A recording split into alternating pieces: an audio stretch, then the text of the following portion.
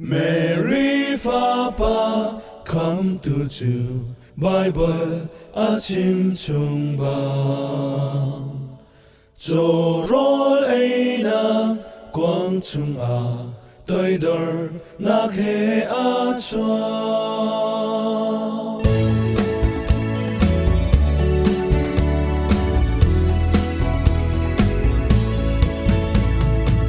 Bethlehem qua bete chung a, Bible achim chung bang. Van boy sinh nhang nào te chu, tôi đỡ na khe a chua. Heaven mi na la an sa, siang pa sang a chuak chang. Gần ni nun chân hun nang ding a, nào te chu a hung chua. Cho rol ai na quang chung a, tôi đỡ na khe a chua.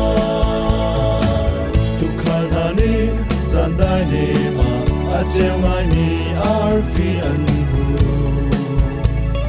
Van mi la sa thong a thang, boy lian nan chu thang chat go.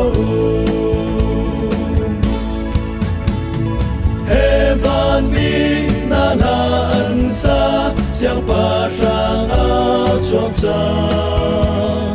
Gần ni nun chân hun nak ding a, nào te chu a hung chua. Cho rol ai na quang chung a, tôi đỡ na khe a chua. Lan liao a chung mun khat a kham tu, cho gần đông về tôn lung lom tên a tu kan ni mun ki pa man si kan mun chiao in Christmas kha lop chiao si. Tu Joseph le anu Mary Bethlehem qua an ra. Mun long ba khat man an mu khâu lo, van boy sinh nhang chua rak cha. Heaven mi na la an sa, siang pa sang a chuak chang. Gần ni nun chân hun nak ding a, nào te chu a hung chua. Cho rol ai na quang chung a, tôi đỡ na khe a chua.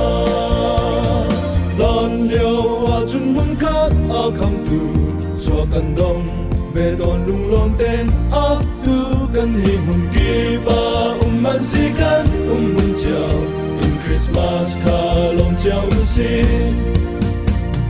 Mo ka boy fa pa ngai chin na kan pe mo ka boy, dot mi fa pa nyam kan cha mo ka boy.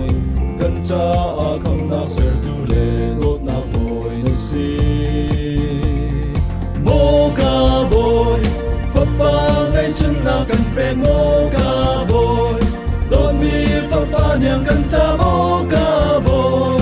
Kan cha a kham nak ser tu le dot na boy na si. Chiều nắng và in na rất lan Mo ka boy thông chất bụi fa pa ngai chin na kan pe mo ka boy, khi đi chu dot mi fa pa nyam kan cha mo ka boy. chu cha bụi Kan cha a kham nak ser tu le dot na boy na si. chiều nắng và in na rất lan Mo ka boy thông chất bụi fa pa ngai chin na kan pe mo